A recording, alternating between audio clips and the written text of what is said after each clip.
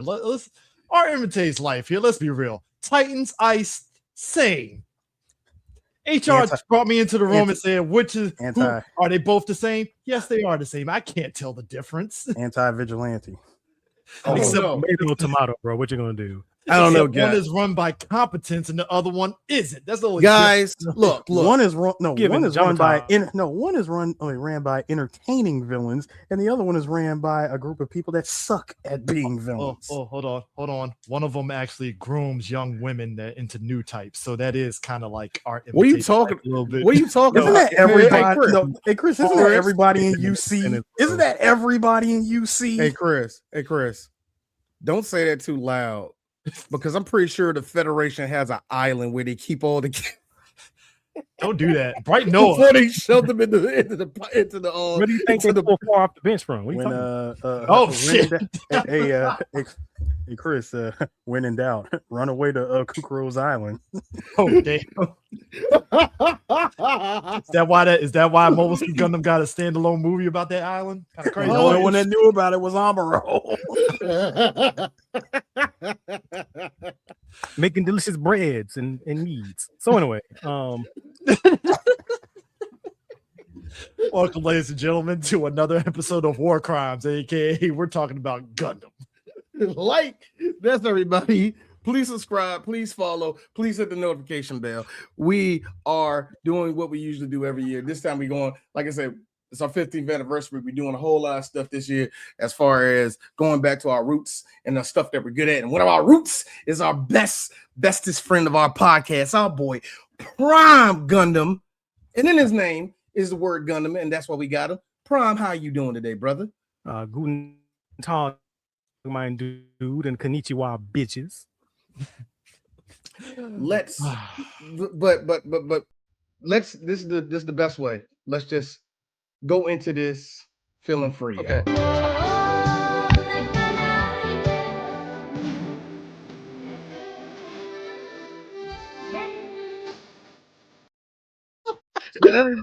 So everybody.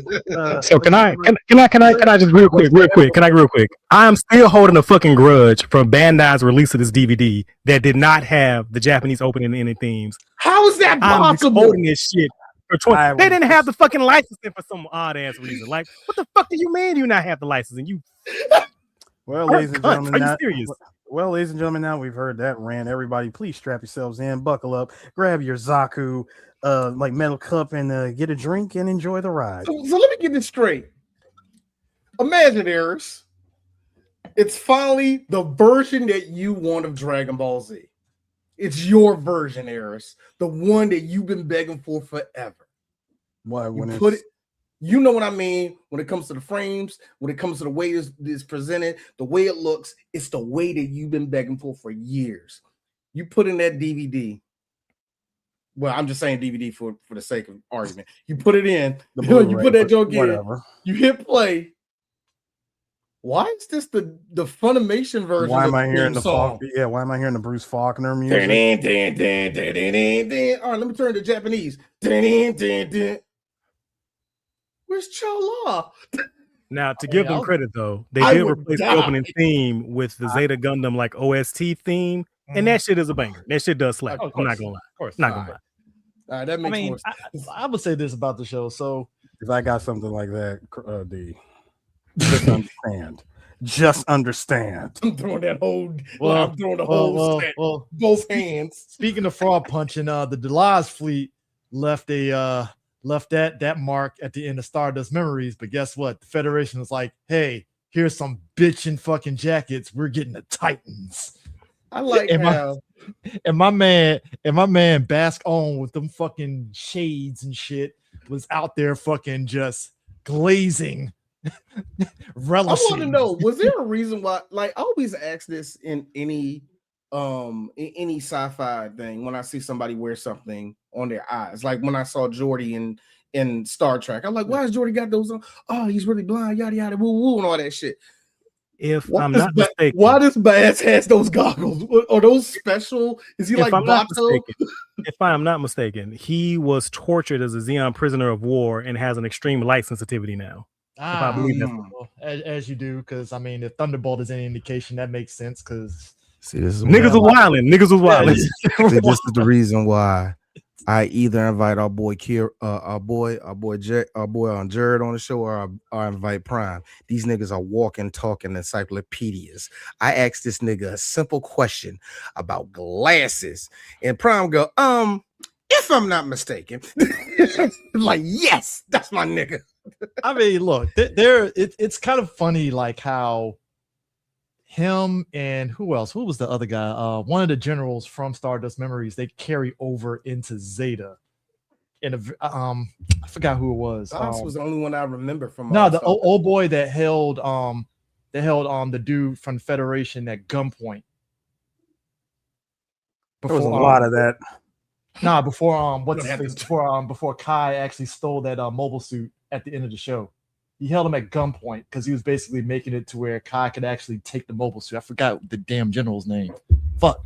But he's in this show too. But yeah, like, so basically at the end of Stardust Memories, after Operation Stardust, after the Federation kind of swept up, like, yeah, we did kind of develop a mobile suit with nukes and we weren't supposed to. So and the bread basket got punched, by the way. Yeah, pretty much. So it was like, you know what, Kai, you get your rank back. So we're good, right? All right, cool. They kicked that nigga right out. That's fucking funny shit to me. So like because they purged the existence of the Gundams, yeah, his crimes were expunged because technically they didn't exist. Yeah, it's like, hey, here's your rank back. We're sorry for about to give you some hard labor. We're sorry. It's the Gundam equivalent. It's the Gundam equivalent of taking the Sharpie to the the files and just yeah, okay, that you sponge files. But quick question, Mr. President, does that bring back the wheat fields? I'm just asking. Is South Burning's family going to get any wheat fields, sir? What wheat fields are we even talking about? I mean, we got like 0.5. We kind of running low on some stocks here. Even the cheese mines are fucked up. I'm just asking questions, bro. I'm just trying to figure out what's going on. like can you turn around and look at the survivors of the cheese mines? Like can you do that? You're not going to do that. You're not going to turn around and acknowledge them, are you? Well, I mean, I can start picking the particles out of the air, but we're gonna be here for like a little minute, Sir, Anaheim Electronics stock is above 50,000 right now. I like that. Look, hold on. That still kills me because I haven't heard I didn't see Anaheim's name until about episode 15 or something like that, and I was like, wait a minute, what these bitches are doing? Did you not forget throughout the whole show the Titans are pissed off that Anaheim is giving weapons to the A.E.U.G? Yes, they are. I noticed that. But you know how usually there's like a and Haman when she rolled up. Thank you. No, when Haman showed up, like, there they are. That's when they suddenly broke out the good shit. Like, oh, we waiting for y'all. Like, what? Did you see that? All of a sudden, you see all the motherfuckers. I'm like, oh, here Anaheim. Oh, there they go. I thought you said you ran out of those runners. See, the thing about that was, come on, y'all. Man, look, it was a process that we had, right? And we didn't get the shipping in for China in time. The tariffs, bro. It's the tariffs. What we gonna do about that, bro? Come on. Components, man. Come on. We out of control, man. Out of control, bro. The Titans and Earth Federation were on cloud 9 when they had that fucking Gundam Mark II, and then Kamille steals it, and they're like, "So what the fuck we got now? What we got?" I like how that nigga Mobile Suit Gundam 2 Electric Boogaloo. That's what we got. That's all you got. That nigga Kamille rolled up in that. First off, I have to say, Prime, Chris, y'all both undersold how much I was gonna like my nigga Cam. Y'all undersold. Killer Cam, come on. I love that. That's my boy. I will admit, I think he's probably actually more of a pussy than Amuro, but fuck you. Any guy that's what main character? He punched the officer in the like. No, that's why I'm saying. Jump two barricades and uppercut that motherfucker. What main character that commandeers the hero mobile suit, if you will, isn't willingly? This is my thing. Willingly. I always laugh at that because he came in there, Joe, all because somebody said, "Who got a bitch name?" He just ran over there and punched the nigga, got arrested, escaped, got the blueprints, didn't get in the Gundam, then started trolling my nigga like, "Yeah, I ought to kill your ass, huh?" Which by the way, This is a drinking game that needs to be done. For every slap and punch, Bruh. throughout Zeta Gundam, take a drink of your drink of choice. You trying to give niggas alcohol poisoning, bro? I said drink of choice. It could be water. It could be soda. It could be alcohol. Hey, osmosis is a thing, my guy. I said your choice, meaning if you do it, it's on you. I like how I just do laugh how Kamille does come off very whiny. I don't think all protagonists in Gundam come off a little that way because you have to see this person actually going through a process. Because in both cases with Amuro and Cam, they went from being regular teenagers who are very smart, who are kind of leaning toward it, but we're in a world full of war anyway. So they're going to be kind of leaning that way anyway. But the second they get into that mobile suit, all of a sudden they made for it. But you realize you still have a 16-year-old inside of that damn cockpit. Here's the kicker. Like, what was that episode like midpoint where like I think even Fall made a comment about how like Kamille is like maturing. I think it wasn't after like Roberto. Roberto. Wasn't after Roberto died? Like he just like flipped the switch. I think was that after Jabro or was that before Jabro? It was after Jabro. It was back when they were in space. I was gonna say it's after Jabro because the Jabro that whole scene in Jabro actually caught me off guard. Anyway, that fucking monkey caught that stray. I was like, yo. No, I thought y'all meant that's what I meant the end when he was like this. Hey man, ain't the ground rumbling? Which is ironic because Gundam Seed kind of played that same part in that show, kind of more. That's all right. You know what? And what kills me is I don't think anything shows more the shifting politics of Gundam than the destruction of Jaburo. Because we see in the first one, like they fought tooth and nail to hold that ground. It was like the pinnacle of the Federation, like their symbol of strength. Him and the Zeta Gundam to show how hollowed out the Federation is. That shit is abandoned. It's a fucking ghost town, and they're willing to sacrifice it just to get maybe a couple of A.E.U.G units. Come on, man. And now the rainforest is radioactive. Good job, guys. Congrats. So that's the question I wanted to Drinking go with. water is no good. That's what I wanted to understand. Jaburo, I know, like I said, the Federation fought for that, but it was a shell of itself. Was it just because the Federation just are losing power, or they just shifted their focus somewhere else? I would say it's a combination of, again, visual storytelling, it being an actual metaphor showing the rot of the Federation being complacent after the end of the 1 year war. Of course. As well as resources being diverted to other projects and the Titans just being the literal parasite on the organization. I mean, if you think about it, like Stardust Memories showed as much how complacent they were, because if they weren't complacent, Gato wouldn't even got near any of them fucking suits. I was just about to say, and the fact that Kai was the only one that picked up on it, like, hey, look, this guy don't belong here. Nobody notices this. What's going on? Let's also point out the fact that when the Federation realized that an entire 1 year war was ended by that of a child.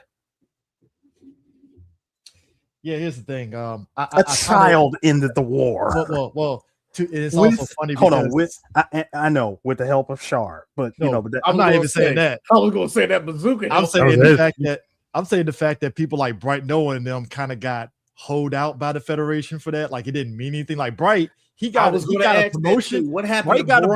Bright got a promotion. And granted, when you're 19 years old as an officer, you get a promotion. That's a lot. Because I mean, it's weird knowing that Bright was 19. Is like he don't look 19 in the show, but it's like I keep forgetting that. Yeah. I keep forgetting that he was young as hell. And then Zeta, he's like what, 26, 27? He's like 27, 26, 27 around that age. But it throws you off. It's like, oh shit, he was young as hell. And they just threw him into the wolves. And even when I saw Amuro, I was like, oh yeah, I forgot. It's only been like 6 years. But this Zeta Gundam was the series that, number one, if you really pay attention, this is where by the end of it, you get an understanding of why Char basically kind of does what he does in Char's counterattack. Just how everything ends. You're like, oh yeah, I kind of understand. Not saying it's right to throw a colony on Earth, but I get it. I understand. Yeah, I mean, also to be fair, I feel like there's a series of like compounding effects that affected Char. Yeah, like number one, seeing Haman manipulate Minerva. Yep. Kamille being brain fired, because if you watch this show, like Lieutenant Quattro was ride or die for Killer Cam. Like that was his boy. Yeah. And like I believe that he saw that Kamille was going to be like the future. Like Kamille was what he envisioned the future of the young people to be. He gets brain fired and gets fucked.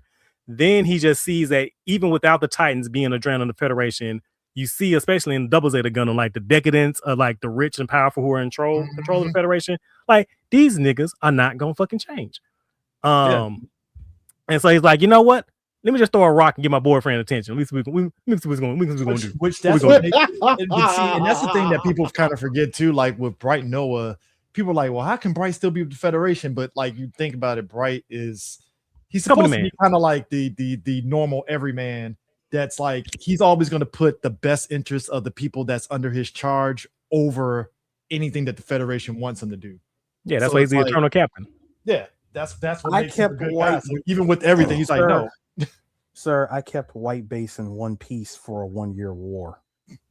Staff, never mind. We have to remind people he kept the White Base intact, staffed by civilians. I think you can count on one hand the military officers that are on that ship after they escaped Side 7. You pretty much have a job for a long time. I mean, much like you mentioned earlier with but just a second ago about Char. Literally, you see it build up over time with him. I think with Bright, by the time we got to this war, it wasn't so much that he was prepared. I mean, he was grizzled. We saw he saw a whole fleet eradicated in one go. Oh, and he also called out Bright didn't seen it all at this point. Also, he tried to flex rank on the Titans and was like, hey, this shit wouldn't have been happening if you guys didn't start it. Gets fucking kicked in the fucking damn. I was about to bring that up, man. If you want to talk about like selling your new villains, have them beat up a beloved character for no fucking reason. Like, yeah, I hate all these niggas. He read them for filth and they were like, what? And this is for every backhand that you gave Amuro in Mobile Suit. It was like, how dare you tell us that we're wrong? And they just beat the shit out of them. Hey guys, look, I'm just saying, slide for Amuro. I'm just saying, guys, we in the Federation shouldn't be doing this shit. Like, y'all are literally taking all the money y'all taking all the resources, y'all doing what the fuck y'all want to do. This is not an army, man. Fuck this nigga.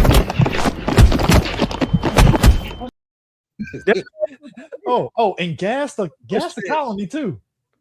You gas an entire colony. It's like, on point. No, here's my thing.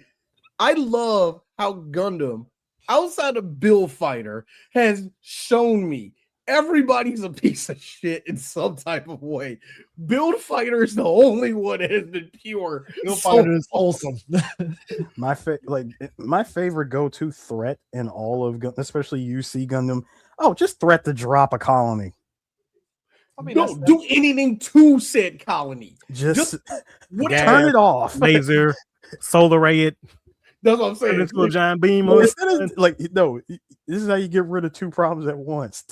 Just take one colony that you consider disposable and just yeet it at Earth. I just watch Gundam. Or this one, turn off the air, turn off the gravity, turn off the oxygen. Nah, you know what's amazing? Turn off the water supply. No supplies going to the colony. The best thing about Gundam to me though is just some of the stuff turn off the artificial food. You take a whole asteroid and can actually make it its own sort of like mini colony. I don't think in my lifetime I will ever see that happen in real life. But the fact that you they just do it with ease. Like the fact that the Titans have their own giant fucking what was the name? Grip was it not? I say Grips. God, what the fuck was the name of that asteroid that they were based at? Fuck, I was gonna say Yakin Dude. That's fucking Seed. I was about to name the fucking thing on Earth. I mean, on the moon. It's called the Grips Conflict. Hold on. Yeah, I'm trying to remember what it was, but the fact that they had that giant asteroid as like a battleship, and I'm like, so y'all can just do that, huh? That's something. I will say this. Hazine. Oh, Hazine. Okay. That is something that sci-fi people wanted to do for years. I was about to say for the sake of argument, I was going to say Rygal 7. Rygal 7. Hey, Kurt Eris, you can't do that because there was radical weapon. It's there. Enough to take out a Saiyan fleet Which, by the way, Eris, I still want to know how did a group of Saiyans get ate up until Dr. Bardock thought of them? I have a bigger question. Why is there a white guy in this show named Jamaican Danigan? Hey, Chris, this whole first off, Kamille, I died laughing off of that. Second off, I know it's Bidan, but when I saw Bidan, so does he like cocaine and Latinos too? Is that there's a white man with a giant forehead named Jamaican. I'm just saying. The second he showed up, I said Bumba Clock. Chet Hanks over here. Shit. Lot of mercy. That since we had already mentioned Char earlier, I wanted to mention, gentlemen, I have to say, hang on. I'm just going to simply mention that I do love this Clark Kent level of disguise that Char put himself through. And just throw some shades on. We're good. Throw some shades on and literally rock the same red, black, and gold. Just yank the sleeves off. Throw on like throw on some it's 80s. So throw on some fingerless gloves or whatever, and I'm rocking with it. Like I'll admit, I like this fit. His Zeta Gundam fit above his OG. Of course. Hey. Charles Counterattack fit is actually more drip, though, personally. With the cape. But that's counterattack. The Shark's right. counterattack, Chris, is that fit is when he's hit MJ history level. Nah, for me, I like this one better because we get the gun show. That's what I'm saying. This is the best. To me, that's the best. And I know, and I always say it because you see in real life, you see a nigga holding his, doing little poses with his hips and shit. You be like, hey man, quit doing that shit. Straighten yourself out. But when I see it in anime, I like that nigga's a bad bitch. But like, yes, Lieutenant, we see the fit. Char had his hand on the hip like that. I'm like, go ahead, nigga. Go ahead. I did kind of see where Record was coming from. Kind of see it. Yeah. I understand her. I get it. Yeah, I mean, what's kind of interesting is like the animation for this, like obviously this is like 80, I think it's 86, 87, 85. Oh, 85. Wow, I don't know why I say 85. But anyways, the animation for this is definitely, you could tell it's night and day from the original Mobile Suit Gundam from 79. For sure. I don't think it's that. Fun fact. I don't think they're far apart. I think the animation I would say it's an improvement. But I would say, fun fact, this is the first time they had an actual director specifically for the mechanical action sequences, like the really? Yeah, and you can tell that that's because the first two that did it. Remember the guy that did it in the original Mobile Suit Gundam, that nigga passed. Pretty much had to be hospitalized. The art director had to be hospitalized. That's why everything looked. Of course, it looked weaker in that first gun. What I saw in this one was an improvement because you can tell it's the 1980s now with animation, but they're still kind of what I like to say. It was a Tuesday when they animated it. I mean, and I don't mean that as a negative thing. Like that's not a negative thing. That's an anime. It looks good for its time. Like it's. Let me make that very clear. Like what you guys an anime problem. That's just an anime problem that you're going to have in a long series. 1 or 2 episodes or four to at least 10 scenes is like, yeah. Because by the way, you gotta remember, like they were putting these shit out like weekly, like they were coming out and airing the day. They would just got finished making that shit sometimes. So understandable. Mm-hmm. Another anime that you can make the comparison of is look at Lupin the Third Part 2 versus Part 3. That's fair. That is Part 2 came out in the late 70s. Part 3 came out mid 80s. Animation is similar. It's not like a wide gap between the two. Yeah, I will say this: there is a real jump if it was like the 1970s to 90s, because when the 90s or at least the late 80s kicked in anime, you could really see the step up in everything in anime during that time. So this was right before that another step up that anime had during that time.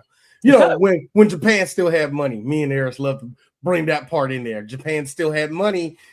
But it is interesting though, because obviously Stardust Memories came out in 91, but it's kind of interesting. Like when you see, like, again, going back to Basque, seeing how he's animated in Stardust Memories is a bit jarring when you go back and see him in Zeta, because it's like, okay, I know Stardust Memories is before Zeta, but it's like he looked very better animated in this than in Zeta a little bit.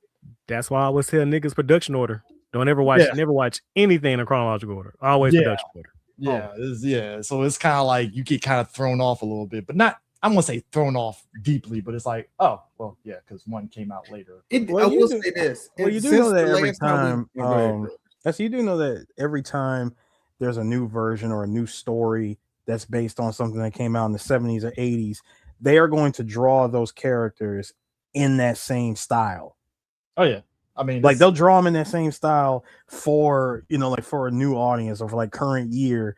And so we look at them, it just looks weird, like it's jarring, it's weird because of course. It's a style from decades and decades and decades ago. If you think about it, like right now, Hathaway takes place before Unicorn. When Unicorn came out, that was like groundbreaking animation and all that stuff. But you look at Hathaway animation for that show, for those at least 2 movies that's out right now, I put it above what Unicorn was doing easily. And also, great comparison with that too is like, look at that scene, that flashback of Hathaway, or that scene from Char's Counterattack with him and Quest and Amuro in that car, and it does that really cool like POV shot. You get to see it animated in that new style, and then like compare and contrast with how it looked in the actual Char's Counterattack movie. I mean, we're not telling lies out of school to say like later animation will look a little better because the technology has improved. Prime, I dare say it, just because of that little flashback. Hey Bandai, new translation, Char's Counterattack, please. I will fucking fist fight 52 your choice to get a fucking Beltachika's Children animated movie. That. Look, there's a lot of priorities right now, and I'm just saying at this point, I want them to just finish Hathaway, so we're not waiting 18 years for the third part. No, they can finish it. But the next order of business, because was it Requiem for Vengeance? I want less of that and give me some give me a new. That's Netflix. Preferably zero of that. No more of that ever again. That's what I'm saying. That's Netflix throwing money at that. No, Chris. That's what I'm saying. Less of that. You can get Netflix involved, but just Char's Counterattack, please. Like, I need that. Just it is what it is. But let's be real, folks. When you watch Gundam, you know what it is. You're here for the Gunpla, because that's all this show is. They're throwing so many fucking mobile suits at your ass. You're like, buy more Gunpla. It's literally one of the reasons why the show exists to begin with. Flying mobile. I'm like, flying mobile. No, I'm not joking. I'm dead serious. They're like, it is. The Gunpla sales are kind of dipping. These TV shows, these 3 movies ain't doing it. So comment on them. What do you expect? Look your brother up. I mean, what do you expect, bro? Like when you pretty much force the man to end the show by literally saying, hey, this is canceled. Nobody likes Mobile Suit Gundam. And he has to, in a hurry, end the show. But then you come to find out, oh man, there's fandom behind this. Like, people actually like this. All right, maybe we might have jumped the gun. But perhaps to be fair, partially there. But he went into this like, you're gonna get some drama. It's gonna be depressing. Oh yes, love it. Absolutely.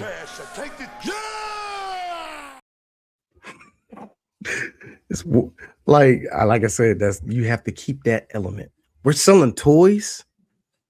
Let's keep the death count this high too. Oh, we need it high. Come on now. We need a reason. Body count. The more I kill, the more new toys we put in the show. Body count for this one was ridiculous. In fact, every mobile suit that's destroyed is hey, this is what you can do with the toys. D would like to give a wholehearted shout out to the whole country of Nihon, like I always do, for being so progressive by having women in these cockpits eating it, fucking just eating death. Like, not just that is what we need in this world. There was equality. There was something else too, D. There's something else that you failed to mention. Mm-hmm. Women also receiving the shonen tokusatsu style gut punch to knock them. This is a Kamille show. Leaped on old girl, tackled her to the ground, and all I saw was did you see the fucking beret she was wearing fly off of her when he did that shit? There were speed lines, nigga. Yes, there were That's the equivalent. speed lines. That is anime equivalent of hit by a car, shoes fly off. Meanwhile, my man Sirocco with his charisma was like, "Oh, I'm getting all these women, and I'm gonna talk to all of them, and I'm gonna groom them because they're gonna be new types, cyber new types." I'm gonna put it out there. Sirocco is one of the better antagonists in all in Gundam for days. He has charisma for days, nigga. There's a reason we call him Pimptimus Sirocco. Pimptimus. Thank you. Now I know what to call him. Also, look at the man's drip. Proper name. Niggas wearing a tiara. What you gonna do? What you gonna do? Look at the all white though. The Sirocco's fit. The fit, my guys. Dude, here's how dope he is. He smooth killed Hyman and said, "I'm in charge now," and everybody was like, "All right, cool." Guess he in charge now. Shit. Guess he in charge, man. Man, fuck it. Nobody debated them. They were like, "All right, cool." You gonna debate Lieutenant bitches? Are you for real? I can't co-sign that, big brother, but I ain't mad at you for what you do. And with all that being said, price of the brick went up. Basically. I like how when he showed up though, I was like, it took you long enough. It took you, what episode is this, to finally show up, bad guy of the whole anime. Back when he was slumming it in that fucking inflator vest he was wearing. But he makes it worth it. Back fresh from Jupiter. He makes still fresh as fuck though. Yeah. He makes the wait worth it though. Mm-hmm. I will give him that. Yeah. I will give it that. Yeah. Yeah. I mean, it also because people mistake something here with this show too. Because I remember somebody was like, I think I had mentioned on Blue Sky when we were doing Zeta Gundam. He's like, "Oh man, you gotta talk about how Haman is like the big bad guy," and I was like, "Well, no, easy on that. She plays second fiddle because really double Zeta Gundam, she's the main bad guy. She's just biding her time in Zeta Gundam, really." Yeah, and double Zeta, then she becomes the groomer. Oh, yeah, sorry. She does. When she first showed up, and she would write to Kamille, and that would write to Kamille and say, "Oh, you the new guy." I like, get your hands off that boy. Right now. Get your hands off. I would also like to point out, hey, you actually had a moment. You could have prevented Char's counterattack from happening. Hey, bruh. When she had him dead to rights, and I'm like, there were at least two times you could have pulled the trigger. You could have pulled the trigger, and we would not get him. And we would not get a movie 3 years later. Well, see, partially the problem with that is she's still stage 4 digmatized. She is. That's very true. These are facts. These are facts. Yes. Yeah, I have no counter argument.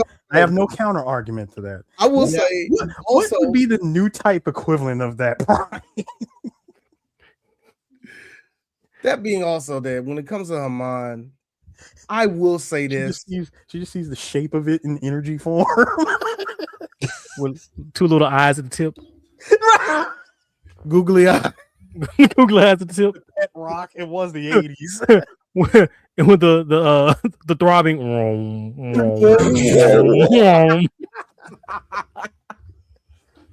Oh shit! Yeah, no, I like how. I will give it this: the women in this show have more of a voice.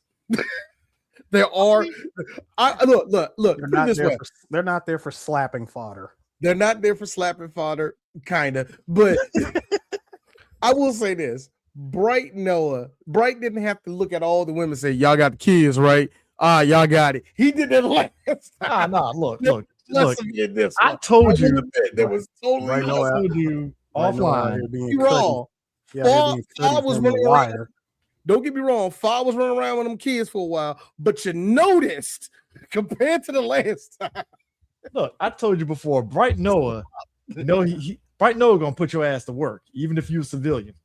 I immediately contacted Prime and Chris when I saw Fall walk into the bridge in the middle of a dog fight. They're like, "What are you doing on the bridge? Get out of here!" Noah, my nigga Bright, go, "She good. Hey, baby girl, sit right there. Just sit right there. You good." First of all, you seen the White Base Crew. That's just how Bright rolls, man. He used to that shit. He like, "Oh, pretty girls. Oh, okay, cool. That's my good luck charms. Let's go." What is your function? I'm sorry. What is your primary function again? Oh, nah, you good. No. Let's keep it real. Who you trying to fuck? Commit. Oh, she good, man. She good. Hold on. Have you been slapped? Don't yet? let her through. Have you been slapped yet? Give her the headset. We're gonna have to give her the headset. Like, was it done? Hold on, was it done by Kamille? I like in you know, we thought that the zombie Has lineage. he called you a stupid girl yet? The patriarchy didn't exactly kick in just yet. I got it. Like I said, I love how progressive and yet unprogressive Japan is. It's like 5 steps forward and a whole block back. I love it. Let's be real. You know the gloves. I'm sorry. Go ahead, Chris. Let's be real. The fact that the Hathaway saga is based around the fact that Bright Noah was the, I could say, absentee father. He just worked so much that he kind of neglected the family a bit.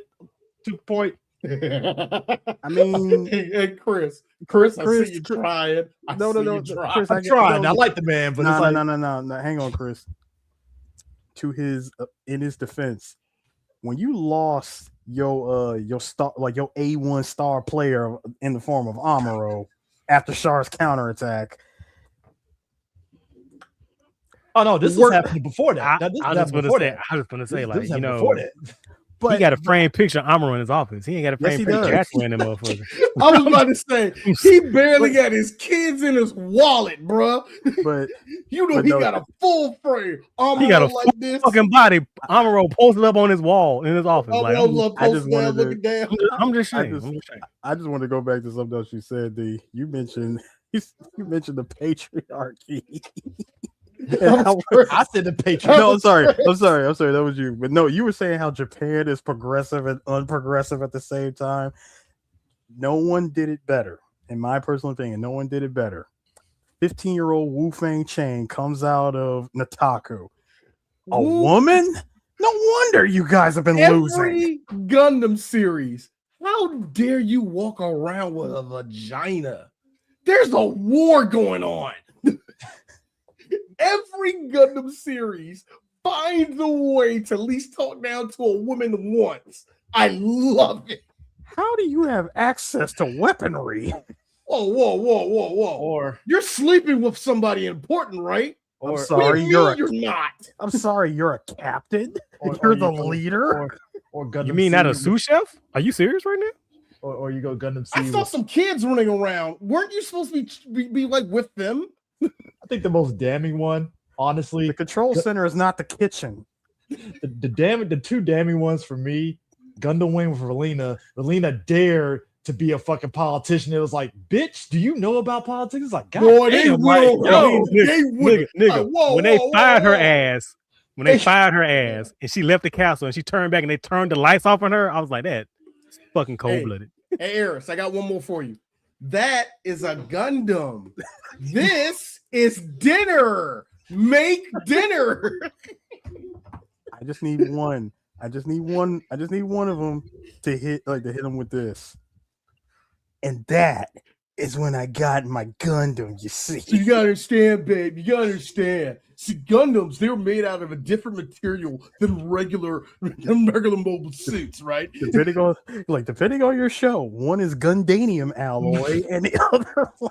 Okay. Now let's talk about Newtypes. Okay. See, my cousin, he had Newtype. He was kind of Newtype, but he wasn't, right? So to be a real Newtype. Hey, Prime. Gundam Seed, Kagli, when she was running orb, and everybody looked at her like, bitch, do you know how to run a country? I'm like, God damn, like, yo, her father ran the country. I think she knows how to run a country here. What are we doing here?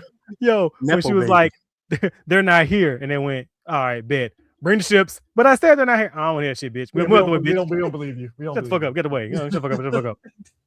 They smushed her out the way. It was like, right. They're like, but that worked for my dad. Your dad has a penis. Boy, when homegirl, the pirate in Stardust Memories. When she showed up, all those Xeon officers. This is what's wrong with today. The young ladies today, they're not learning from mom how to cook. We're losing recipes. A woman with common sense. You get her out of whole crew. You have a crew. They trust you. I'm sorry. You had to have at least 3 babies before you did this, right? Doesn't help that kind. Did your husband? No, hold on. I got the right one. Did your husband approve of this? Like, I will have a husband. What are you talking about? Are you a stand-in for him? So, are you barren? Is that why you're out here? Because you're barren? We can keep going. I don't want to keep going because we're coming off of the 1 year war. We thought the zombie family was done, but hold on, we got the youngest. All right, we got the youngest that's being groomed by Haman Maneva. Now, I didn't know that.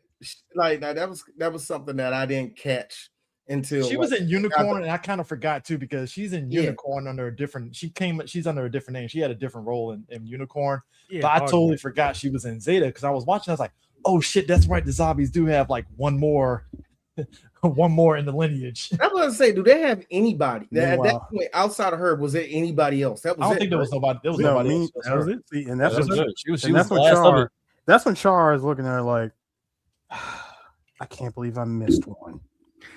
Actually, it was more so he was disappointed. It was more so he was disappointed that Haman got to her because he was kind of like, "Fuck, you could have been the good one out of the family." Now he's like, "Damn, this is strike two." See, first Garma, now you. Two people out of the family got ruined. It's like, I'm like, you gotta go. I'm sorry. The moment you were given a mobile suit, you gotta go. We gave you too much. Garma, I ain't gonna say he got tainted. It's more like Charles said.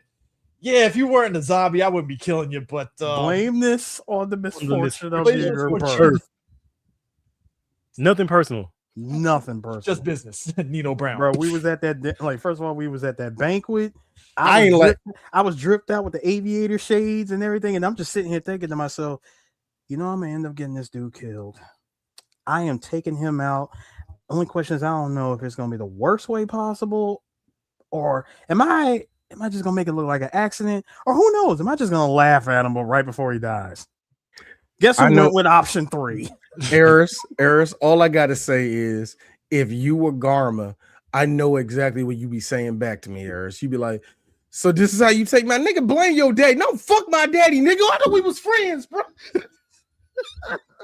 So you just gonna do you couldn't pull me to the side and I would have joined you, man. I ain't like dad either. Nah, nigga, let me die.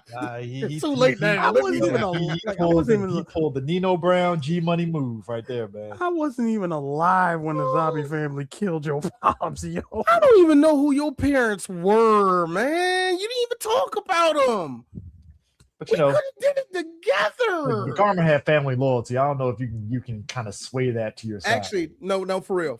You know what? I think he was about to dip out. I really think so. He was, because after he met with old girl, you know, he was about to marry her and be like, "Hey, I'm about to settle down in the country, get this farm going." And you're right. You are right.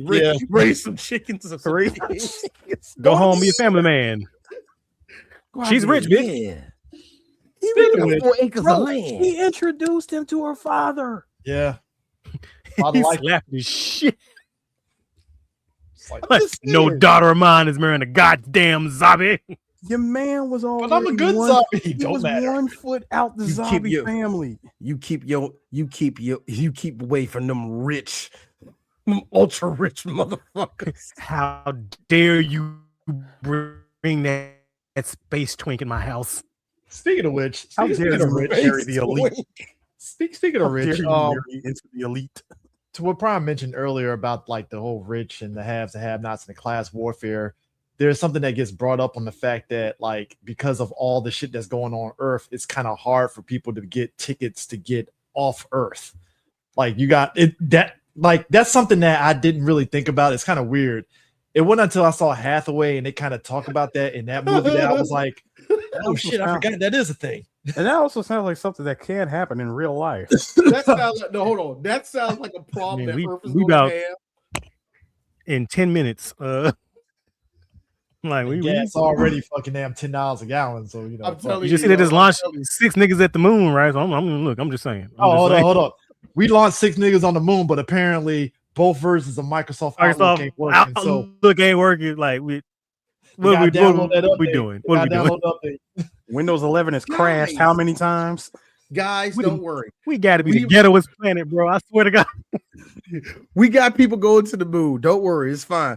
We ain't ready to build a space colony. I'm just saying. No, we're not ready to build a space colony, guys, but don't worry. Technology is moving forward. It's the moon today. Tomorrow is Mars. Yes. Question over there. Yeah. What about healthcare? This press conference is over. We're done. Also, do you trust? Hey, CJ. Day 3 of a space colony. One loose screw comes out. Panel gone. I'm sorry. I do not. If you are somebody that does not have an 8-year college degree, I don't trust you to build shit. I don't. That's why I'm looking at all the tech bros. I'm like, yeah, I seen ChatGPT. I don't trust you. No. But ChatGPT told me that we can theoretically make a rocket out of cardboard, and it will take us to the moon. And if we had an aluminum, sir. Based on what? Based on what? The algorithm, of course. I think to this day, the greatest 2 documentaries ever that came out, I thought was the biggest lesson in what happens when you just try to like shoot from the hip and deliver something. That's the Ocean Gate disaster. This motherfucker said, fuck your expertise. I'm gonna make this shit out of carbon fiber. And I'm like, that is a pure to have the arrogance and the confidence of a mediocre white man. Controlled by this. Thank you. No, it wasn't Eris. It was a Logic Tech, which it was off brand. I don't care. It was worse. It don't matter. It doesn't matter. I'm just using this. Okay, as no. Hold on, gentlemen. This is the reenactment controller. Okay. That man said that everybody told him, hey, don't build it with carbon fiber. Okay, you want to build it with carbon fiber. Don't leave it out in the code. Fuck it, we're gonna leave it out in the code. Oh God. So and the fact that it lasted as long as it did is like, I don't know, is that a miracle or is that God giving warnings not to do it, and he said, fuck it. No, I'm with you on that. It's a miracle, but they had warnings every time. Every time it came back. Because it's like, yeah, that side didn't end. Well, it won't be. It won't do that when we go further down. That weird. The motherfucker that was like, "Hey, there's structure integrity with the hall. Get the fuck out of my office. Get your shit and go." Hey, that was a weird. So you just don't like. So you don't like progress, do you? We're for success here, sir. I don't want to hear your fucking negative thinking. You're bringing the vibes down, bro. We're all about. Do you know that Eris is Eddie Murphy getting thrown out the window? And actually, do you know Eris's nightmare happened to a game that he never played, and the nightmare happened on Concord. The woman that ran the whole idea stuff for Concord had this thing called "There Were No Bad Ideas," meaning that anytime somebody said something utterly stupid, you couldn't go, yeah, that's dumb. She's like, no, that brings up toxic energy. Everybody's idea is a good idea. Oh, we are cooked. we are so I never understand this logic of somebody who has a degree, experience, whatever.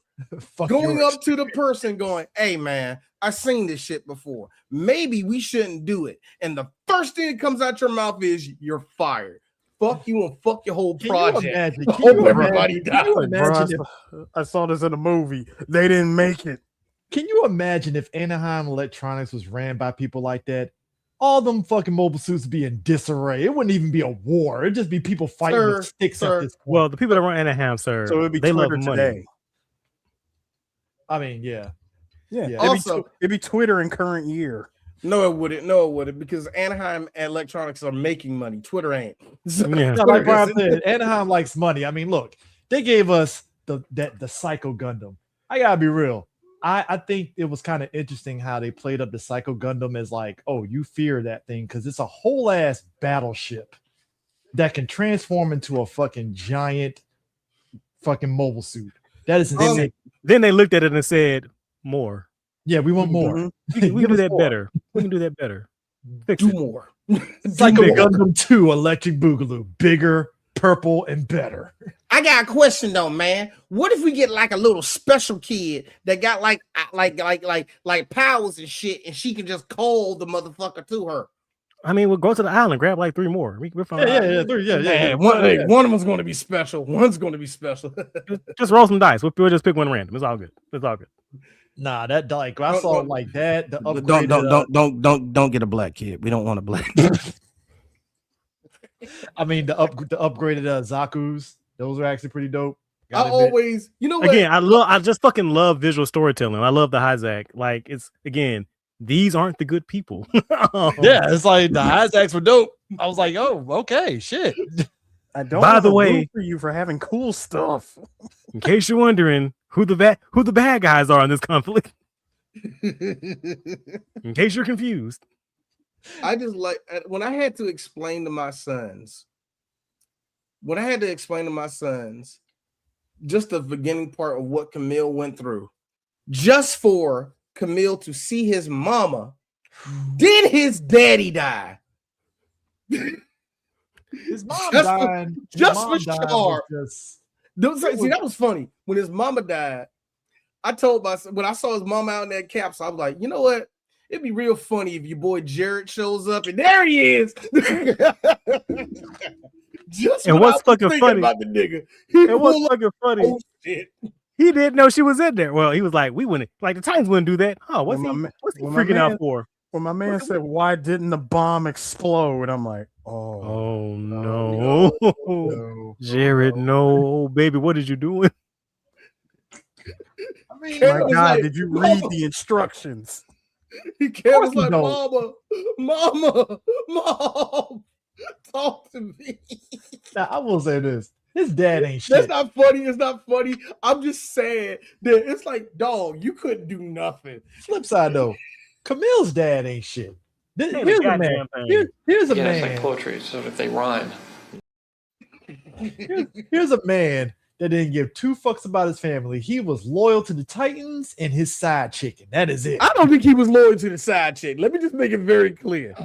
I think he was. That was just pussy. Let's just say. I don't know, man. His last thoughts were her. I'm just saying. I mean, hey CJ, actually, you got me on that. You got me on that. For the record, I'll take it back. For the record, CJ, let's just say that he was really about that 10K signing bonus. But he really was. I mean, he was really sorry. My mistake. The $50,000 signing bonus for. Hey, Eris, he was going to start a business with that after 4 years when he get the check. To be fair, he signed on to the Titans. By the way, he signed on to the Titans in the beginning when they weren't as corrupt at the time. So he kind of got grandfathered in.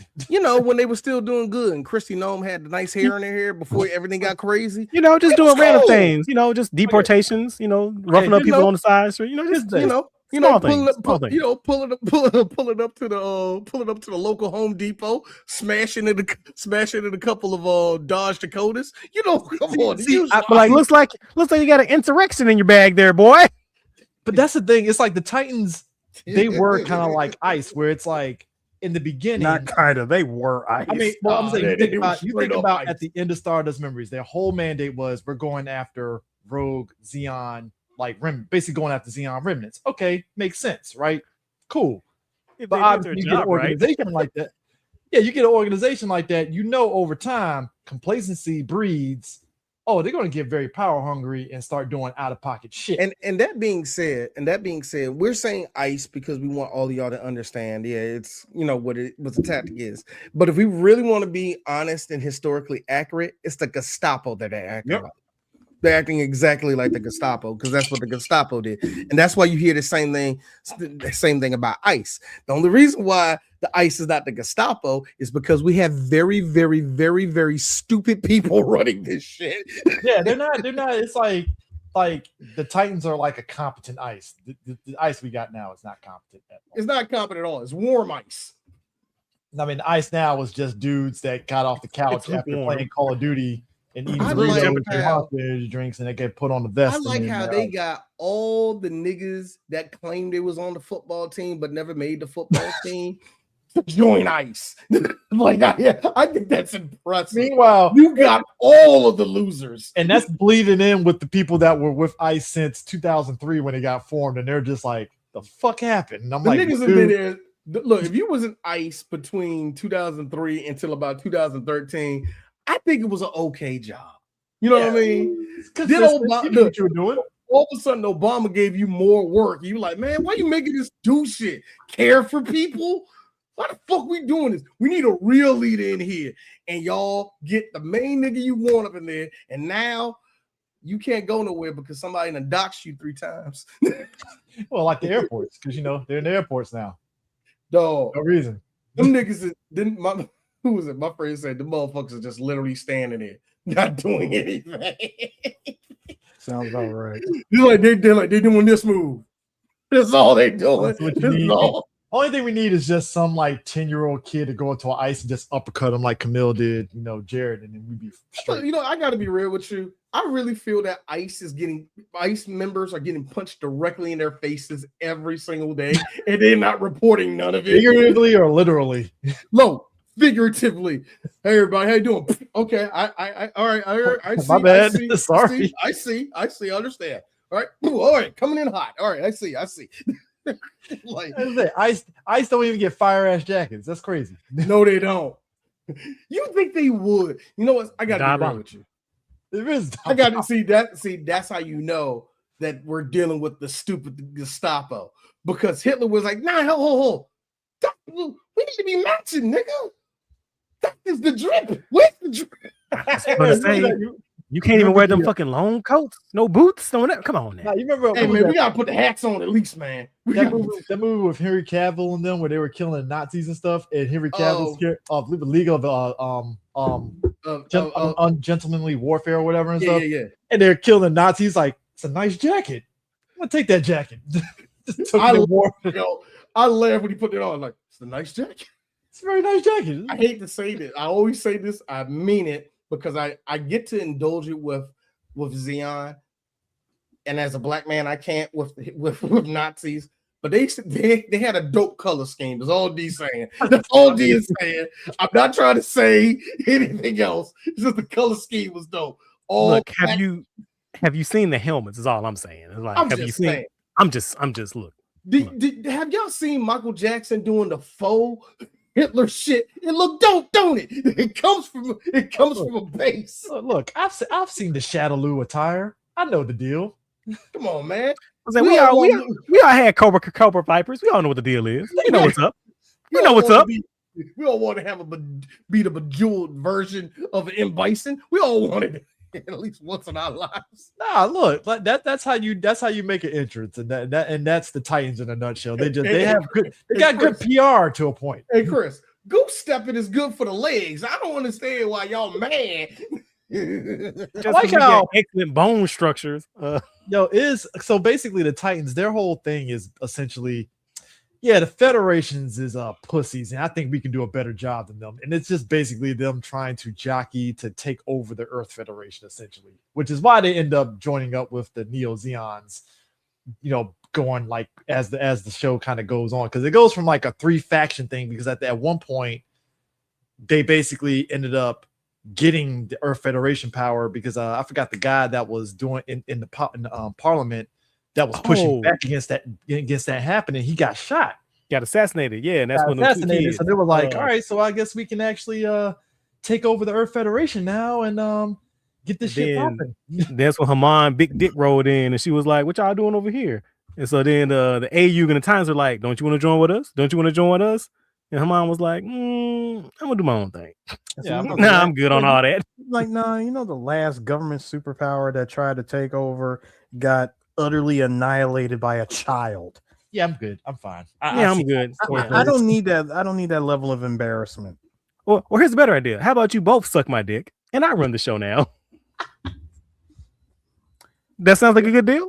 Good deal, everybody. Everybody, it's good. It's good. Hey, look. The only deal I'm not going to be on the other end of is, when a psychic 16-year-old, like when an indestructible mobile suit takes you guys out. I mean, don't come crying to us. So the big thing about this series was the addition of cyber Newtypes. So cyber Newtypes are basically new types that are created. Like they either like organ transplants, or they do like experiments on them. They kind of like make them new types and stuff. They're not like war crimes. Yeah, basically war crimes. More war crimes. Yeah, they're not natural new types that just like find their powers like Kamille and Amuro and Char and yeah, I would probably say the entire white base crew, including Bright, basically, and stuff, who are like natural new types. These are like people that were created, and yeah, it goes about as well as you expect it to go in these situations because there's problems when you're creating cyber new types. Completely unstable. Yeah, you know, they go a bit crazy. Again, not controlling. Again, another show did something similar to that. Shout outs to the Zero System. Yeah, that was the Zero System was very weird. It was like the show was saying that was their way of giving you new type. Well, actually, the Zero System ultimately still is a ripoff of the Newtype because it's ripping off the exam system. Exactly. Hold up. I thought the Zero System was more like AI that kind of gave you new type powers, basically, because everybody. So the exam system. So the exam system was the ghost of a new type that is like a battle computer. Mm. And the Zero System, depending on what Zero System is. So you have, again, correct me if I'm wrong, you have the system that's in the Wing Gundam Zero, which is the system that's designed to eliminate all doubts in the enemy pilot to see the clearest and cleanest path to victory. Yeah. Then you have the one in the A.E.U.G, which is essentially an AI, which it just needs a meat puppet to control it. Yeah. Yeah. I mean, so basically, Chris, let's think of it like this. When you're inside the suit, you are a new type. When you're outside the suit, the new type powers are not there. True. I mean, there was one character, I think was it trying to remember. Fu in Gundam Thunderbolt. He's a cyber new type. Haven't finished reading all of Gundam Thunderbolt, but like the basis of it is he ends up using his cyber new type powers to basically kind of like form a cult. Yeah. Where are you at? Because I'm on volume 21, I think. Shit, you're like way ahead of me. I'm like on volume like 12. Oh, so you haven't gotten to the I'm like slowly chipping away at it. I'm not gonna spoil nothing. What I really love about Thunderbolt though is depending on the point of the story and the narrative, it switches who's the protagonist and who's the antagonist. Mm-hmm. Like sometimes Daryl is the lead character and E.O. is the antagonist, and it switches again, and E.O. is the protagonist and Daryl is the antagonist. Yeah, it's a good way to kind of get the conflict going. Right. Like it shows perspective. I really, really, really like that, even though none of that shit is canon. Isn't? I assumed it was canon. And that shit, it's doing its own thing. It's like every time they try to give Thunderbolt an off ramp to canon, they just throw that shit across the room and go, "Nah, we're good." Like, we can incorporate y'all. Nah, we fine. They just keep like breaking the fucking rule and breaking continuity. I mean, because if you think about it, like even when you look at it, like if you look at UC, like Thunderbolt, it's a lot of Gundam side stories that it's like, is it canon? Maybe. Yeah, like I think a lot of the mechanical shit. I think like a lot of the mechanical shit in some of the events, because if this takes place, because we're still in pre-Zeta. Are we still in pre-Zeta? Yeah, like where I'm at is pre-Zeta. So yeah, there's no fucking way. There's no fucking way. Absolutely not. Because here's my thing. I will only allow Thunderbolt if it's just taking place during those 6 years of Titan stuff before Zeta starts. I mean, even then, that's kind of a conflict because it's like stretching that shit. Yeah, it's a stretch. No fucking way. It's absolute. Because even Rex says the point. Thunderbolt is like GQ in its own timeline. It's like, it just exists in its own thing. It's just doing its own thing. Like I say, they try to give it off ramps to go, you can link up with us at any point. And it's just like, nah. Because like the beginnings of it was kind of like it could easily fit. Yeah, like during the 1 year war, it could, but then the Atlas Gundam. So it's like the mini versions of the RX-78 that we see that get used, and like. So we're seeing all these mobile suits getting made by Anaheim Electronics, right? A lot of it, like if you go on the backstory, a lot of it is just derivations of stuff that they got from data from the 1 year war from Amuro and all that. So that's because it also plays a part in the Zeta Gundam being developed, because it's basically them kind of taking like, all right, what can we learn from these battles that Kamille's going through, but also like seeing some of these other suits that are being developed at the same time. Like, all right, like the Zeta Gundam's like Wave Rider form, it can actually go into the atmosphere, no problem. So when the Mark II, so that Mark II Gundam though, was that just a prototype, just a flat prototype Gundam, or what was it? The black Gundam that you saw. Yeah, it was designed to the Mark II. Yeah, it was designed to be the test bed for like that era's what was it? What's it called? The movable frame technology. Yeah. So that's actually why the Mark II isn't that powerful of a mobile suit, because it was just a test bed for later implementation for other mobile suits. Which you saw in Charles Counterattack with just them being able to move around and all that stuff, basically. Yeah, like the frame, which then becomes a nice fucking feature in your Gunpla. Because as much as as much as people liked the RX, was it the RX 78 2? By the time you reached the end of the 1 year war, that thing was already outdated. Well, I mean, that was what the Gundam Alex was for. The Alex was supposed to be like, yo, hey, Amuro, we got a new suit for you. And, obviously that went the way it went. Things happen, as they do. Yeah, But it did go out with a bang with that last shot. Yeah, man. Like most iconic moment ever. I mean, look. I mean, Char got a dope ass fucking golden was it Shiaku? Shiki, bruh. Yeah. That ironically named because the designer thought the mobile suit would last 100 years. Womp womp. Yeah, I know, right? Which prelude to the Delta grand Plus, opening, grand closing. Prelude to the Delta Plus that you see in Gundam Unicorn. So yeah, a lot of the stuff that you see is kind of like because a lot of it is kind of based around, hey, we're trying to have. So what he'd just be a straight new type, because martial artists and G Gundam are new types. Damn. Wait. Remember, you are literally wearing the suit. Wait, you can drop that on us and just be like, just like, wait, that's it? No, that's all I'm saying. That's it. That's it. Yeah, like you're a new like type. when you watch G Gundam, whenever they talk about martial arts, just replace martial artists with new type. It's the same shit. Look, Prime. They understand each other through conflict with fighting. They have spatial awareness. It's just new types. That's all that shit is. Prime. Prime. Hey, Prime. To sum it all up, I see you. I'm just saying. Does that mean the horse is a new type in G Gundam? Yeah, sure. The horse is a new type. Why not? Because it's Funsaki. The nigga name is Funsaki, and it has his own mobile suit. Come on now. If you don't let buttons live, bro. I like how 3 times out of the year we get somebody on TikTok. Some young person was like, "So there's a horse in G Gundam." Yes. Oh my god. It is a horse. I love it. Oh my god. And it's a new type. Who's worse? Gundam talk or comic talk? Both. Oh. No, actually, I'm sorry, not Gundam. Anime talk in general to me. My bad. Let me not put two dumb bitches against each other. My mistake. Nah, my mistake. For you. It's comic talk.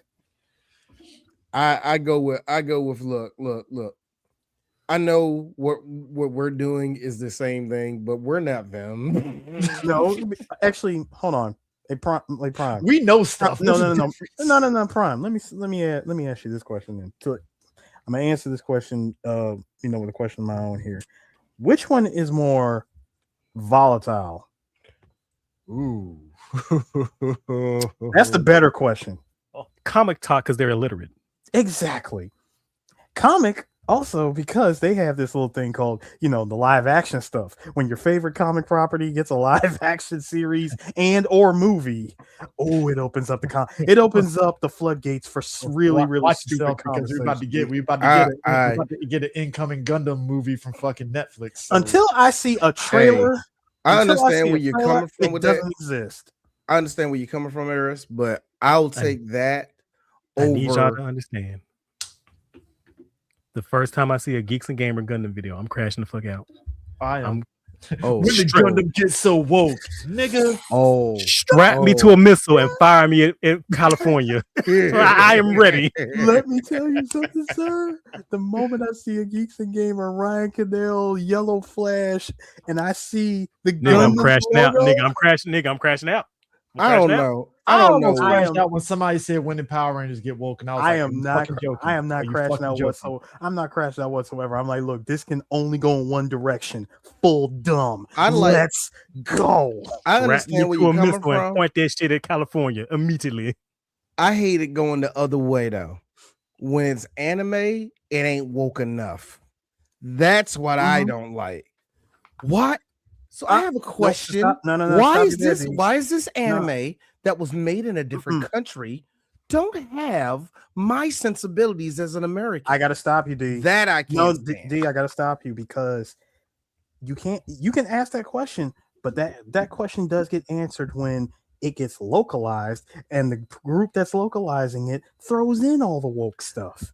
Woke translations. Eris, I'm not talking about no translations. Yeah. I'm talking about I'm talking about the flat shit you get mad at. Nah, when I said no, hold on, no. Listen to me, Eris. I'll let you go all the time when Brie Larson farts the wrong way and you get mad. I need you to stop confusing me for so that's all I'm saying. I'm gonna need y'all to tag that last chat because I'm seeing things and I'm liking what I'm seeing. I need you to stop. I need you to put that on the screen. I need you to stop confusing me with the that's what I'm talking about right there. Prime, put it away. Pause. Okay, I need you. Look, D, I need you to stop confusing me with the the white bearded guy, the neck beard. Eris, I'm not confusing you. Yes, you are. No. I'm trying to let you understand where I'm coming from because you're getting mad. No. Where I was at was right here. You was bringing something else around the corner. You were doing some Chris shit, and I didn't need you to do some Chris shit. Yeah, Chris, I said something about you. My man caught a strike. God damn. What did you do? I had to make a point. That's a 360 no scopes. I had to make a point. God damn. Fuck me. I ain't bought that nigga. God damn. So you say fuck me for like, all right, cool, good. Through the wall, no scope. God damn. He clipped through the wall. I feel that was old boy in the shit when fucking Kamille just popped him upside the head and started a fight out of the blue, just like oh god. Oh, was that the fight they fought on that damn porno magazine? Yep. That's the gut. I love Gundam, bro. The first fight was hilarious because Bright Noah got it on the action. I say Bright Noah, like, what the fuck y'all fighting for? Y'all fighting for it? What the fuck? I'm like, fam, you don't let these two fight. Yo, bro was like, "Oh man, I haven't got my quota for slapping people." Start this up, man. Bro, that nigga be out here 5 episodes. It's been 5 episodes. I ain't slapped nobody yet. Y'all fighting over porno magazine? The fuck, this y'all? Is what happens. See, I like how we sitting in the future. We only got one magazine for 8 niggas in this room. That sounds like a fucking military deployment. I don't want no parts of that. So in other words, Chris, nothing has changed. Let me tell you something. I was deployed. Ain't nothing changed. You know what's sad is watching dudes really get turned on by a Maxim magazine. I'm like, damn, y'all that fucking hard up? Jesus Christ. Shit. It's been nothing but sand. I'm just like, yo, Maxim, nigga. Nah. I guess look, I gotta be real with you. That Miss Piggy over there. It ain't nothing worse than being in a room and you know there's nothing worse than being in a room full of dudes and something that sexy happens on television and everybody get quiet and you just know everybody. The worst. It's like now you just know when you back your head, everybody get the hard this room. This is the imagine y'all all Newtypes. You hear that? Y'all all their fucking psychic connect. You the worst. Hear that fucking music. You be like Kamille, like Wi-Fi, nigga.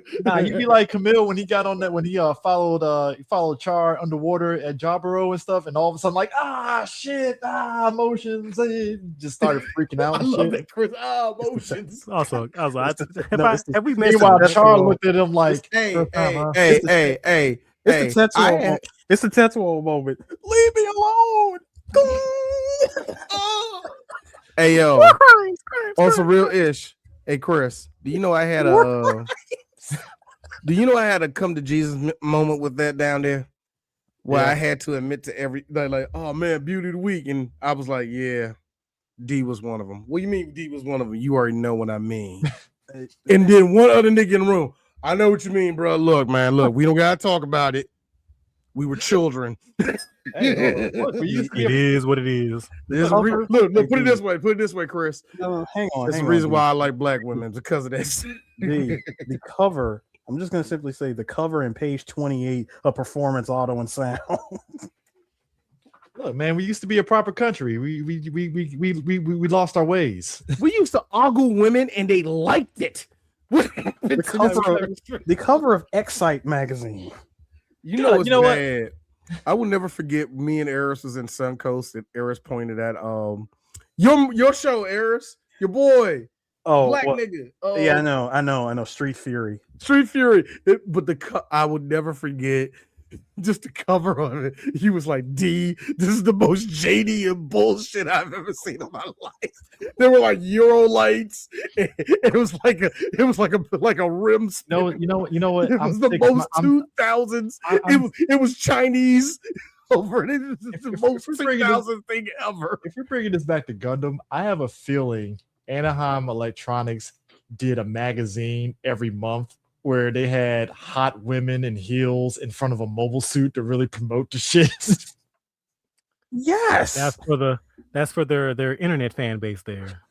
For the shareholders, sir. How they get their crypto scam going on. Sir, I need you to understand.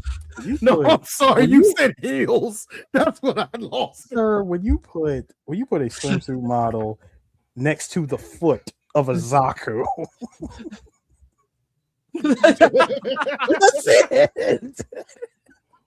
Wow. 10 billion to the Department of Defense. No.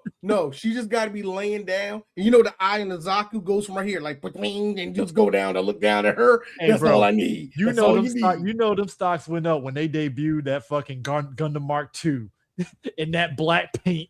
Stokes. Basically, someone took an RX, someone took the RX 78 and dipped them in black paint. And said, "Your new Gundam." Hey, Ayers. You just know there's that one nigga online. I can't stand these fucking woke ass reboots, motherfucking bitch.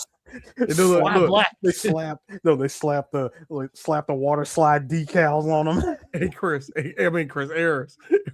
He's oh shit, they dropped the new colorway. God damn, bots took that shit already. The bots took that shit already. It's a new colorway. New colorway dropping. The bots already took it from you. Hold up. The Psycho Gundam, though, you need about 5 women to sell that shit. So you need like 5 women all over it and shit in order to sell the Psycho Gundam. The Psycho Gundam Supreme collab. Right. I feel that Anaheim Supreme had on the shield. Hey, look, Anaheim had a whole rollout for it, and they canceled it like a month in because, like, nah. Hey, Chris, it's just bad advertising. Hey, Chris, the Psycho Gundam box T collab. The reason why I'm bringing this up because Resident Evil 9, you go to the ARC facility. Yeah, spoilers.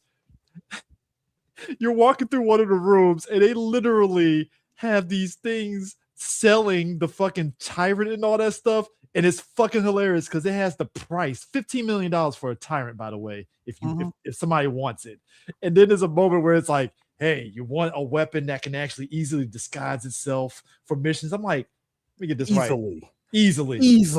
Which I'm like, you're doing a lot of heavy lifting on that easily, because even if you put a fedora on a tyrant, it's like, it's a weird looking guy here. Putting a fedora in a why is Q here? What's going on? He's not talking. You almost killed my kid. There's a lot of thuds. Every time we walk in here, throom, throom. Is that a good thing? A fedora. God, a fedora and a duster. I swear, man. That's how I feel Anaheim sells these things to shareholders. It's a tight ass varsity jacket that comes up like right here. No. See, I want to know how much with the cyborgs from the Street Fighter 2 movie like go for. I have a feeling. At least those are better disguised. I have a feeling. My man had on a hoodie and the Jesus loves you piece. Again, I have a feeling. If you ask somebody at Shadow Law how much they cost, they'd be like, too much. We told Bison we couldn't make that many, but he made us. Nah, it's because it's like because you're talking colorways. He ain't got the R&D. I don't give a shit. Do it anyway. This show gave us so many colorways of the gun cannon. I'm like, yeah, there was seven different variations of the gun cannon here. The shield too. Yeah, the shield. We got multiple versions of the gun tanks, which it's an upgrade for sure.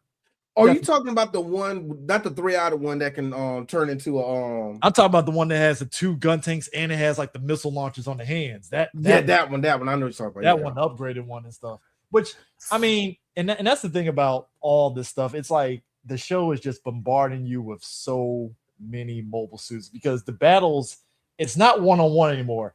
The average battle in Zeta Gundam is literally like you might get a battle where it's like 3-on-3 or some shit. Or 1-on-2 or 1-on-3 or some stuff. It's like they literally went all out on really giving you like action. And it really depends on who has the most plot armor. Pretty much. I mean, or episode, by the way. Or the fight ends in a draw because some bullshit happened in the fight and they gotta go and stuff, you know, or you get a situation where Kamille kills a red shirt and then they're like, oh fuck, we gotta retreat, you know. And then, not because they killed the red shirt, it's how the red shirt was killed. You mean old girl that rolled in with Sarah? What's her name? Yeah. It's like, sorry, you're just here.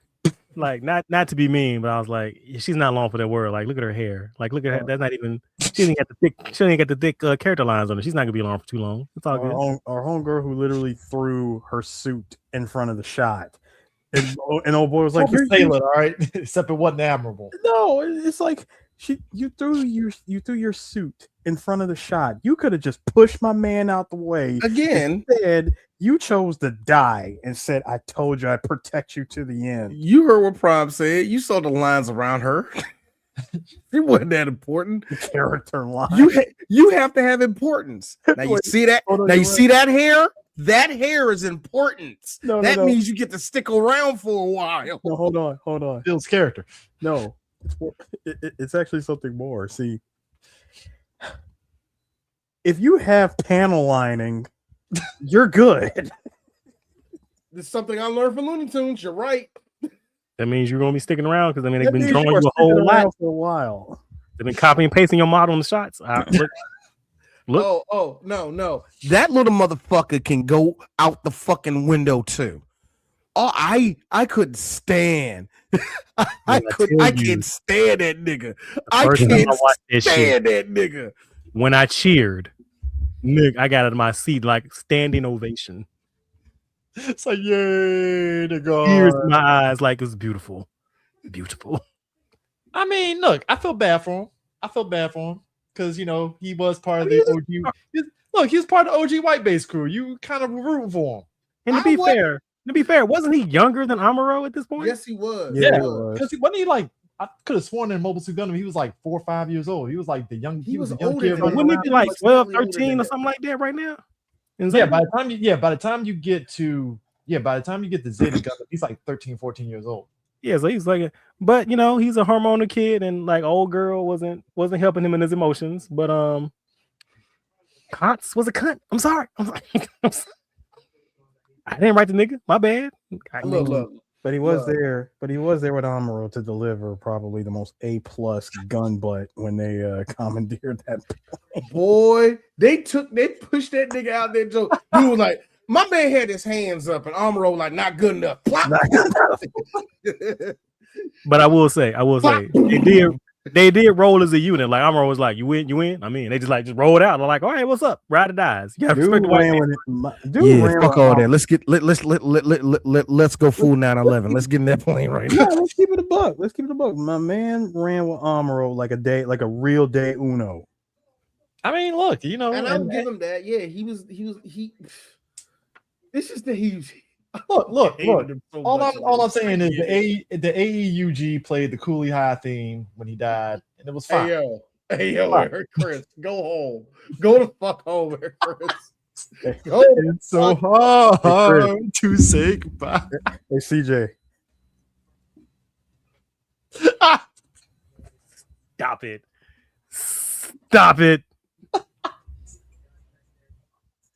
Yeah, I know what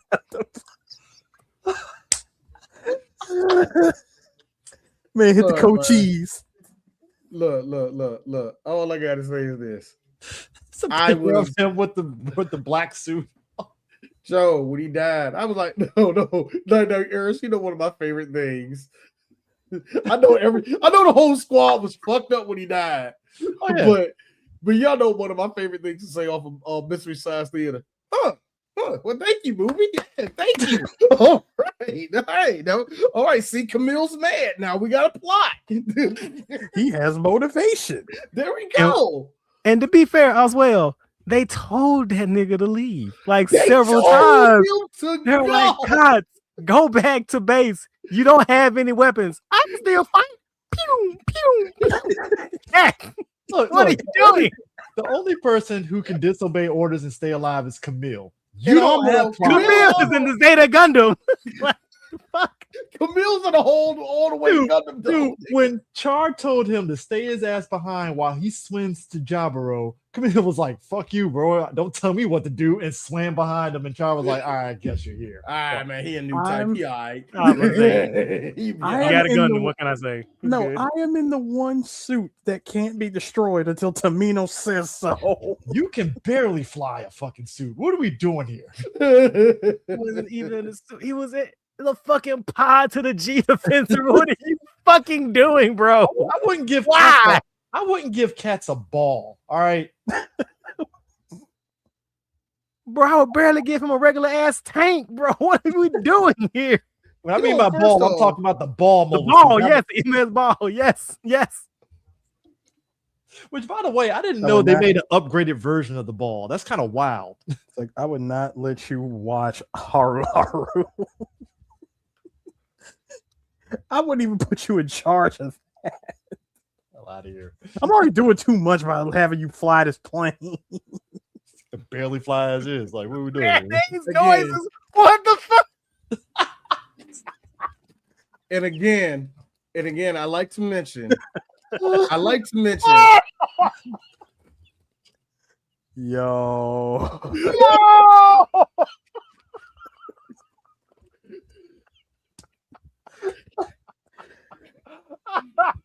This is why white people in real life, I'm glad, dude. If white people had Newtype powers, they'd be more insufferable than normal. No, they don't, because they can't dance or rap. So we already got a head start on the Chris. First of all, to be a new type, you have to care about people. There's that part. There's that part right there. You have to have empathy. There you go. That's a key element. That's one key element, but no, you give them new type abilities. I believe they wouldn't even know what to do with them. They really wouldn't. It's like D always do that video. It's always white people that never found a good. No. We got it. Like white folk ain't never had a bright idea in their life. This isn't like the end, or this isn't like the end of the third act from the movie Limitless, where dude actually figured out how to take this pill, remove everything that was bad about it, and make it good. And mass produce it. It's like, oh, that's a genius idea. That makes sense. Oh my god! I look again, and I meant to do Limitless to science fiction errors. Yeah, I meant no white person is that smart to do that, even with a pill. What are you talking about? Now, Chris, Eris, I meant to do this. Try to get one hope, Chris. I meant to say this shit earlier, y'all. Remember when, like I said, Cam had to see both his parents die. He just realized that they got thrust into a war that they can't stop. And he's sitting there with all the people. He's sitting there talking to Shaw. Niggas get shot every day, B. And your parents be fine, man. Like, this is your dad. You didn't like your dad, did you? Me, fine, nigga. Me, every time Chris shoots down my ideas of giving people hope. Look, I can see their parachutes. They're okay. Look, Charles, Eris, you gotta look at the chip. You be all right. I'm not doing that. Look. I am. This nigga, like, hold on. Like, I don't think that's fair to Kamille, because he's talking to the most divorced man who's never been married in his life. Exactly. Hold on, and don't forget, Amuro goes, yeah, man, I don't even want to go to space, bro. I might see you out there. Sean. See who? Amuro. Amuro, it's 3 p.m. It's time for your PTSD dreams. What you talking about, man? Time for your nightmares about my death, Amuro. What's gonna happen? What's gonna happen? Ooh, what, she gonna come out somewhere, nigga? Come on, man. That's why he rolled in. Yes, that's exactly what happens, dude. That's why when that's why, like, yo, look, when Amuro came onto that ship, what was Char's first thing? I've come to laugh at you, because that is his way of getting at fucking Amuro every guy. Because he says the same shit in Char's counterattack, and I'm like, yep, because that's his way of getting at. Thank you. Though to be fair, I forgot why I saw naive soul. I forgot why I saw this shit. But Sandra was like, if you want to understand Char and Amuro's relationship, it would be like if Char was a streamer, and before every play, he would say, Amuro, I know you're in the chat. Watch this. And Amuro would never be in the chat. Matter of fact, Amuro wouldn't be watching the stream. Would never be watching the stream. That's what makes them fighting in the grass in Charles County so great. Y'all can't do that. Amuro, if you're hold up, Amuro, like, wait a minute, Amuro, if you're in the chat, hi. Narrator, Amuro was not in the chat. He was never there. He was never there. Them rolling around. Amuro was riding a bike.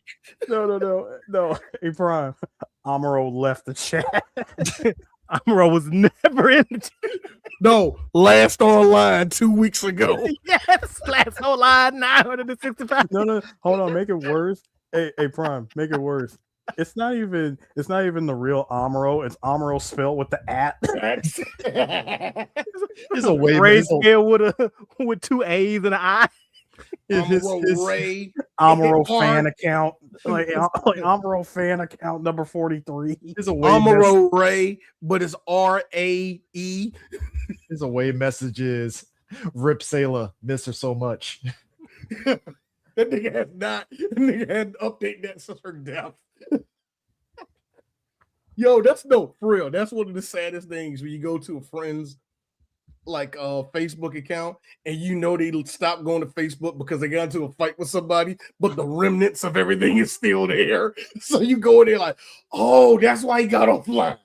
It's like, well, that's to be expected, you know. Yeah, see, there's a timeline. You can look at somebody with the username Spirit of Fraubo's parents. I mean, some trolling nigga Garma. I think it's wild though. Pieces of Garma. Like, Kamille being sad over his mom dying, cool. But it was kind of weird in a way, like you're sad over your dad who didn't give 2 fucks about you that he died. It was just kind of strange. It's like, I think what it is, I don't know. There's a theme with dads in Gundam. And it really makes me go, Tomino, did you hate all of your father? Did you just hate every second of your dad? Yes, I did. because that's why. Because every dad in Gundam so far, and even mentors, have been pieces of shit. So it's really hard for me to feel bad when one of these people goes sometimes, man. Oh shit. I mean, no, Prime. I got you, Prime. I hate you so much. Yes. Oh God. I like how this nigga Char looked him dead in your face. You still getting PTSD like a bitch? It's like, suck it up, bro. My dad got killed. My dad got killed and I got revenge. Man, I killed my best friend, man. I shot that nigga in the face. You can go to school, nigga. You are. Time out. He didn't shoot his friend. Amuro shot his friend in the face. No. First of all, that wasn't his friend. First of all, let's be clear, because Char has never betrayed anybody in his life. Exactly. The man said it himself. I've never betrayed anybody. Forgiveness, please. That goes Garmo, man. That throws over your head. Friendship and Char ain't the same. No, I keep forgetting that shit. Hold up. Garma in heaven, like, we were friends? No. Jedi Ghost Garma. The dude that figured out who Char really is. Got betrayed on the battlefield. Actually, I think it's even more funny the fact that like the real Char Aznavour. Like to show that they really weren't friends. I mean, even during their whole Newtype ghost thing, we didn't see the ghost of Garma, so that solidified that they're not friends. A means to an end. Because even cats had a fucking damn Newtype ghost. I'm about to say cats showed it. That tells you something. It's like, well, if we cats took are very a missed. poll, if we took a poll on Gundam characters, cats would even be in the top 30, and he got him up. Like, he got a ghost. So I gotta ask all the people that die but show up whenever my Newtype powers activate. When I'm not summoning you, what are y'all doing? Watching you masturbate. What do you think we're doing, man? We disappear. We go back to the heavens. Ask Lala.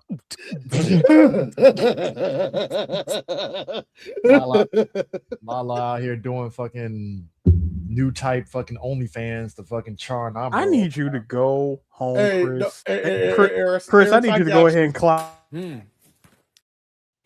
Chris, I need both of y'all to go ahead and clock out right now. Not my fault, man. That chick be showing up to both of them nude as hell and shit for no reason. I'm like, wow. Man, think about it, y'all. Think about it. Unlock premium $5 extra. Think about it. Amuro had a good night. It's 5 o'clock in the morning, but he wakes up. Man, I gotta go to the bathroom. So he went over there, he about to take a shit. He about to and you know when it's late at night, he about to fall back and sleep on the toilet. And right where he about to lean his head back, he opens his eyes. Motherfucker. So my question is, like, does she have the beam saber in her forehead, or damn. I was just about to ask that question. The burn mark. I was just about to ask the question. It's like 13 ghosts. Damage? What battle damage does she have on her? It's like 13 ghosts. How did you die last? Well, actually, Beetlejuice. Story. Yeah, Beetlejuice. You put the beam down, Eris. You put the beam down right now. It's Lala, so she's beautiful. So you have to get like a small smoke stain. It can't be big or anything. So wait, hold on. No, don't y'all remember how Lala was taken out? The beam saber went through, but you got to remember the explosion. Lala. That's how she went. So she comes in, leaning back. Does that mean that Bernie's Newtype ghost is just hamburger meat? Yes. Yeah. I'm sorry. That kid is traumatized for life. They turned that there's no body. It's damn. Man, it looks like a Burt. It looked like a Big Mac in this motherfucker. Somebody. And what always kills me about that ending shit is when they're doing that, that reclamation, that speech at the end with the fucking mayor was like, and this is the end of the conflict, and and he's like just bawling, crying, because we know as an audience that was not the end of conflict in Universal Century. Also, the kids are like, why is he crying? It's good, right? Well, the war is over. Not Al's war. Not Al's war. I gotta be real with you. Just the beginning. I gotta be real with you. All a Gundam in the pocket to me was, oh, look, the Gundams are there. It's got a gun. That was all of Gundam in the pocket to me, because it was like, oh, the Gundam. Oh my God, they're killing each. I would just like to point out that Scott Hall barely turned. Wait. When you look at the clip, just look at Scott Hall. It's got a gun. Well, Scott Hall's a little high at the time, so little delays. It was like a half a turn. Scott Hall didn't give a fuck. He didn't give a fuck. He didn't move. Scott Hall knew the deal. He was like, he ain't for me. That's on you there, buddy. It's on you, Big Kev. That tells me something. Scott Hall's a Newtype. From the barrio. Scott Hall's a Newtype. What was it? Bokalaka or whatever the fuck it is. Hey, yo. I don't know. Scott Hall would fit right in with the Titans. Just not. I gotta be real. Scott Hall. If Scott Hall was a Gundam pilot, he's dying that first episode. I hate saying that. Scott has "I got him" written all over him. I'm sorry. Kevin Nash looked like he would live the whole series. Be like, how? I like. Okay, so here's the thing. So obviously, Kamille over the course of the show is growing in his powers, right? Final battle with Sirocco. The fact that he's killed Sirocco, but Sirocco was like, I got one more gambit against you. Psychic powers. That was a hell of a death, too. Like, not only did he came in there, he stabbed the essence of spirit out of this. I mean, I would also like to point the animation for the death is actually pretty wild, though. Not bad for the 1980s. It was definitely man. wild, but the thing I want to point out is your boy Kamille sees every woman from the show that has died. Oh yeah, that is in Newtype Jedi ghost form, and I'm like, bro, he is getting his power up like right now. I mean, you know, the power of the matriarchy. I'm like, son, Sirocco, I was like, as far as I'm concerned, Sirocco was cooked. Oh, he had the Bruce Leroy glow. Newtype. He did. Yes. Boy, he pointed right at Kamille. Your life finna be a living hell. Hey D, I got you. Let me tell you something. Get and Eric, when he did that get up, that's when that piece of his piece of helmet broke off. I think that's what happened. When he stabbed him and he saw all that happen, he saw all that blood and guts came out. Cam was mine. All right, that's enough. We're going on shutdown mode, son. You're going to be kind of it was immediate blue screen of death. There was. I like how this nigga was like, I get out of here. Help me get out of here, guys. When my man said that my man said that I am not going to die. Like, I'm not going to let you get away with killing me like that just yet. Leaned over. I'm taking your brain. Until you do right by the Earth Federation, right by the space people in the Earth Federation. You know, I have to say, it is not every day that you see the main antagonist of a show take the main character and put them in DFU mode. Well, let's be real. Okay, so this isn't the first. So I was thinking about it. Oh, this is a deep cut. So Gatchaman 2. Lead character in that show, he uses I think he used a special weapon, the sword with the ship, and you find out over the course of Gatchaman 2 that every time he uses it, he can get radiation poisoning that can put him down. He disregards that shit. So by the end of the series, he is done. He is literally like Kamille at the end of Gatchaman 2. I keep forgetting his name. That's some Meteor Man stuff right there. Yeah, like by the end, every time you use your powers, it drains you. Yeah, like, but this was like, I mean, you gotta remember, Gatchaman, they're using experimental weapons and stuff to fight, you know, and all that stuff. So like this experimental weapon was like, yeah, you might end up. So basically, by the end of it, he's literally in a wheelchair, just done. So happens to Kamille. Kamille is basically in a vegetative state because of all of everything just hitting them all at once. It's so weird because I had to ask you on Prime, you Chris and Prime, actually you too, Eric, like the difference of the ending. I was always telling myself I see when I get there. So when I watch New Translation to watch most of this, some of the stuff I did go back and watch like an episode or two just because I was kind of curious of what will be what or whatever like that. I will say, as much as I am an anime fan and I will always say go with the television show, I get why they did what they did in New Translation. I'm just not a fan of it. The one thing I get it though. The only thing I would say I liked about New Translation was the I guess the redrawn scenes. Some of them, like a lot of them, were kind of cool looking. That was really about it. The fact that this was done in 2006, the change in the ending, again, I know you were trying to satisfy. They were trying to satisfy, I guess, both sides of the show, because let's keep it a buck. Zeta Gundam is a very dark Gundam show. It is. but it's kind of wild that they did that. But then when you watch Double Zeta Gundam, like the character improves a bit, like his state in that show improves. So I'm like, I think that was do the new translation. Think about it at the time. But Chris, think about it at the time though. At the time when when this show came out, and when you see dude pretty much is in factory reset mode, and it's just the drooling. Yeah, and and it's Finn credits like Finn. I'm like that's how Zeta Gundam ends. I mean, yeah. Hey, I mean, I get it. It's war, but I mean, bruh.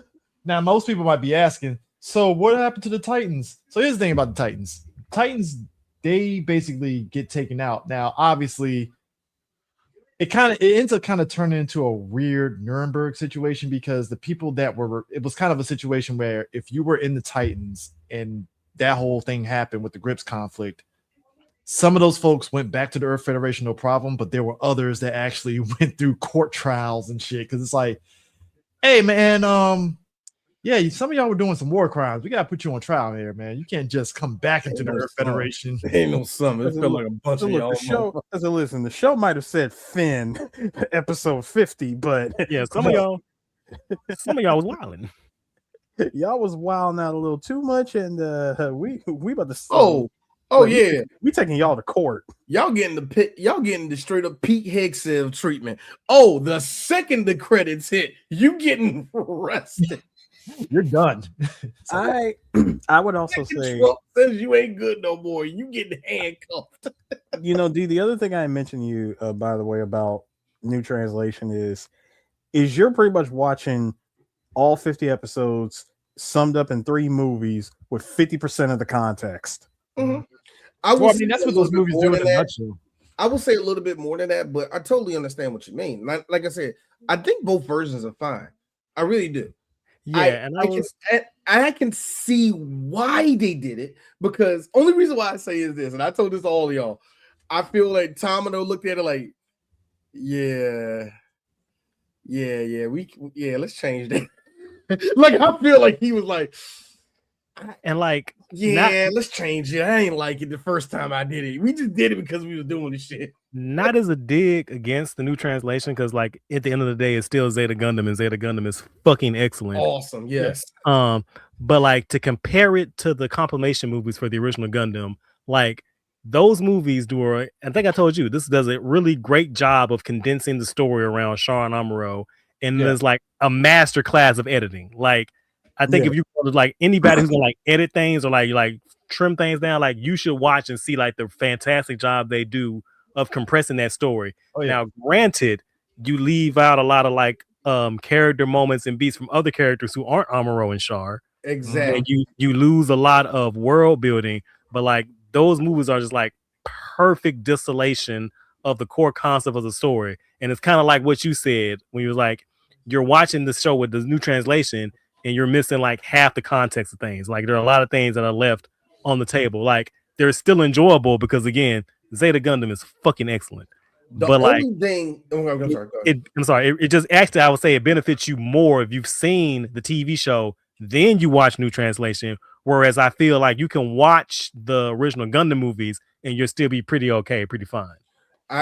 Especially especially look at a lot of the, I guess, the redrawn scenes, because there's quite a few of them. It almost makes you ask, was there not enough budget to just remake Zeta Gundam with with the updated animation? I don't know. It is kind of interesting because it's like, because if you think about it, like, okay, so recently they redid all of Gundam Seed and Seed Destiny with like new scenes and I believe new voice actors for it. So like I have the original Gundam Seed DVDs from like years ago when it first came out, but like apparently they did like a brand new translation, brand new animation, and a lot of that had to do with them lining it up with I believe the new Seed Freedom movie that came out like a couple of years ago. So and also doing some getting cleanup because we talked about this earlier. Like Gundam Seed was like notorious for like rush animation, like reuse frames and shit. And so like that remaster project did a lot of like cleanup, adding some MSV mobile suit variation suits into that shit, cleaning up some of the questionable shots, cutting back the animation recycles. And like you say, also bringing in a tone and doing things like being a better bridge between Seed and Seed Destiny, adding like different scenes or taking things out. I'm looking at you, Muse Helmet. I'm looking at you. I'm looking at you. Yeah, so I mean, it would be kind of interesting to see, like, would they ever remaster Zeta, or so I don't know. I think that's just more of a money thing, and whether they feel it's if they let's gotta remember we're dealing with Bandai and Sunrise, and they are notoriously fucking frugal. Yeah. Which is interesting because if it's not a guarantee that they're going to make. Matter of fact, even if they know there's a guarantee that they can make money, they'll still say no. But that's what makes it weird, though, because like I said, with them doing the Hathaway movies, I'm wondering, okay, maybe they are getting their return on investment with those movies. Then, if that's the case, I'm assuming they probably are. I mean, I am curious, but to be honest, I'm gonna keep it a buck. Before you even think about reanimating any of the older Gundams, I'm gonna need you niggas to come off a Crossbone Gundam. Oh yeah, I'm gonna need you niggas to come off an F90. I'm gonna need you niggas to come off of Beltashika's Children. I'm gonna need y'all niggas to redo G Savior as an animated project. Before you even think about going back and redoing OG. Maybe low key finish Thunderbolt. I'm not saying you gotta go all the way, but just say fuck it. Just throw us on that a little bit. But listen, I personally I would pay money to see an updated animation version of old girl catching that shell case into the dome. Boink. What errors you want to see that thing in 4K? Look, man, look. Yes. Hey, look, you want to talk about, like, we talk about war crimes, right? I think the most wild part of Zeta was when Char and them were on the colony, and it was like the fucking remains of a woman with her baby. And I was like, holy shit, that was some jarring ass shit. Like, goddamn, like, yo, there's a really dope chapter in Gundam the Origin. You know that fucking colony they gassed to drop during the Battle of Loom? Yeah. Oh, yeah. There's like a whole chapter that talks about one of the guys, like from the perspective of a dude who lived on the colony, like the day the gassing happened. What? Yeah, they did. Because dude was actually talking about, he was like going to take a trip. He was going to take his girlfriend, man. All that. He was like, hey, look, I'm actually about to start my first day of, duty in the military. Like I'm doing it tomorrow. Whole colony gets gassed, and he's right outside the door. She was behind the door. Dude got gassed. Everybody got gassed. And I'm like, bro, that was sad. You come to find out, episode 1 of Mobile Suit Gundam, that was the colony that nosedived into Australia. Beautiful chapter. It was a very beautiful chapter as well. Like well drawn, well paced. If you watch both versions, of Gundam Origin. No, it's in the manga. Read the manga. Read the fucking. I take that back. I didn't read the manga, but I did watch like both versions of Gundam Origin, and they did showcase that. But I'm pretty sure the manga actually had a lot more story behind it. Dude, that is, yeah. It's like, I mean, look, but that's the thing. We praise all the gunfights, and you're like, hey, what about the civilians getting caught up in this shit? Because, like I said, Jaburo getting fucking nuked, and I'm like, so that rainforest is just fucking done, right? Oh no, that thing gone. That thing gone. The animals went first. Everything else was going to go after. Several tribes as well. Yep. Oh yeah. Because the thing about Jaburo getting nuked, yeah, they did not give two fucks if there was their own soldiers on there. They were like, hey, unless you were able to if you're an able-bodied person to get up out of here, cool. Everybody else, you're done. You see, they left Rekka in the fucking jail cell, just like fucker. Like, FDB. People die every day. We good. Yeah, not give a fuck. Oh my god, man. But yeah, Zeta's revisiting Zeta. It was definitely kind of like I actually ended up watching all the episodes. I was like, fuck, I might as well, because I actually have the DVDs. I have the OG ones. Look. You're a man of culture as well, then. Yes. So you have no. I have the OG ones. I got the shit that came with the pencil sharpener sets. Oh, see, I have the Anime Legends ones. All right, so quick history on this. So right when Bandai America was shuttering here in America, they released this and the Mobile Suit Gundam show before they was like, oh, and the last season of Gundam 00 before they were like, all right, we're done. They shuttered all of Bandai America. So if you were lucky enough to get these, yes, for sure, it was worth it. You want to know what really sucks is during that time when Right Stuff kind of just disappeared. Well, it was on the verge of disappearing. Funimation got swallowed up by Crunchyroll. Now when you try to go to Crunchyroll, you look for any Gundam out of print. Everything is gone. Just gone. Oh yeah. I mean, at this point, unless you want to pay exorbitant amounts for like, you know, the Blu-ray of Gundam Wing with the new brighter animation and all that stuff, might as well ride the pirate seas. I was just gonna say, sir, it is as easy as 1, 2, 3, and sometimes you just gotta kiss some anime. You know what I mean? Go catch change, my guy. Or count to nine, then say anime. You know, it's all good. You know, but pets and cats. You know, a couple of nans. You know. Oh, hold up! Isn't Bandai putting a lot of their shows on their YouTube channel? Yes, they are. Now being said, I will say that I saw all the new translation on YouTube. It was up by Bandai. Bandai was one. Yeah, they was it.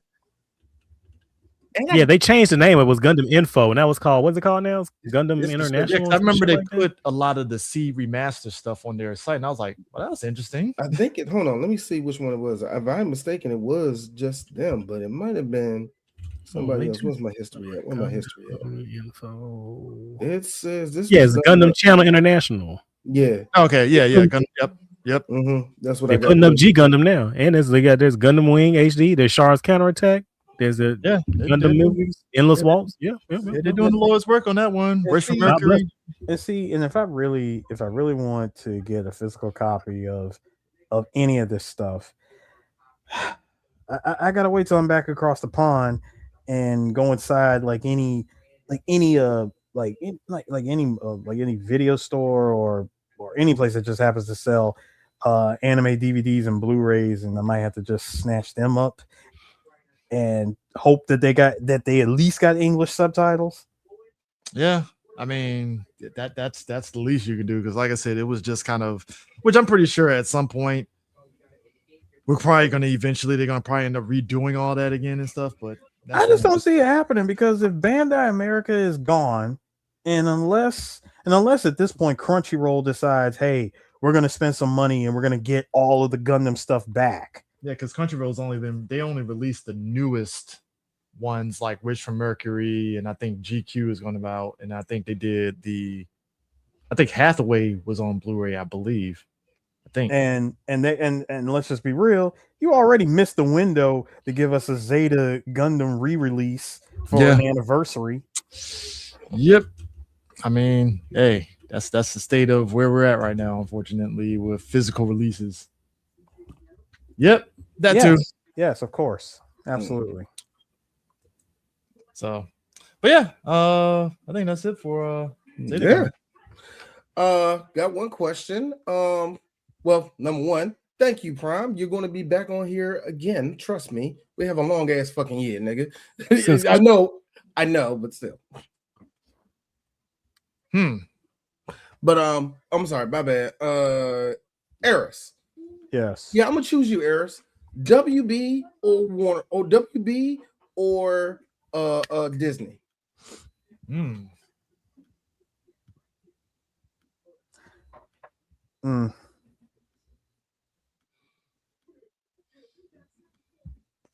Honestly, I hate both right now, but come on, it's 3 Black Geek. You ain't even doing nothing new. We ain't doing nothing new unless it's urgent, and you know that. Because I have an idea of what you're gonna pick if I say Disney, so I'm gonna say Warner Brothers. All right, Prime, I got a question. Do you want to be on this episode next week with us? There we go. Let's go. Let's fucking go. Okay, so probably one of my fave Batman movies. Ain't gonna lie. I have to be real. I will defend to the death Batman Forever. This movie is bad, but fuck you, I love it. I love this movie. It was Batman Forever was the perfect mix of like, all right, we're gonna take the wild stuff that Tim Burton's doing, but we're also gonna have some fun. I felt it was the perfect mix because, like I say, a lot of this Batman and Robin, he went the other way too much. Yeah, because I mean, people enjoyed Batman Forever mainly for the whole Val Kilmer's Bruce Wayne and his soul psyche and stuff. And I'm pretty sure we're definitely gonna dive into like because there was some like deleted scenes that kind of dived into like Bruce Wayne's psyche when it came to that whole thing with the Riddler and that whole mind control thing and stuff that they kind of took out. And I was like, that would have been interesting if they kept it in the show. Well, I say show, movie, but also, I hate to be that, but me personally, as much as I love this movie, I know a lot of people don't talk about it. Talk about it outside of Jim Carrey's performance. I'm lying. We all talk about one thing. This nigga wrote a song. This nigga wrote a song about heroin, and all of us said, "Fuck yeah!" It's from a Rose was about heroin. Are you serious? Yes, like all Chris, like all British, all UK singers and pop stars back then, they had at least one song about heroin, cocaine, or acid. Everyone did, and this song actually came from a time where Seal was, I think he was homeless and he was kind of doing drugs a lot, and he talked about one day getting high. Let's also keep it real. Let's really keep it real. Considering how young we were when this movie came out, you didn't get to see the movie yet, but this video was out before the movie dropped. We were there we were here for the video just to see the scenes from the movie. No bull. I used to love that about movies, about songs that were in movies, because when you see the video, you can see parts of the movie. Yep. I used to love that. You used to see nothing but nothing but out of context clips from the movie. But Chris, actually, it's not about heroin; it's about cocaine. Because did you know that when it snows, my eyes become whiter? Baby, that part right there is every cokehead singing. Baby, they always were singing that damn song. I was a kid singing that song. Like, man, this is a great song. Yeah, nigga. Yes, he was.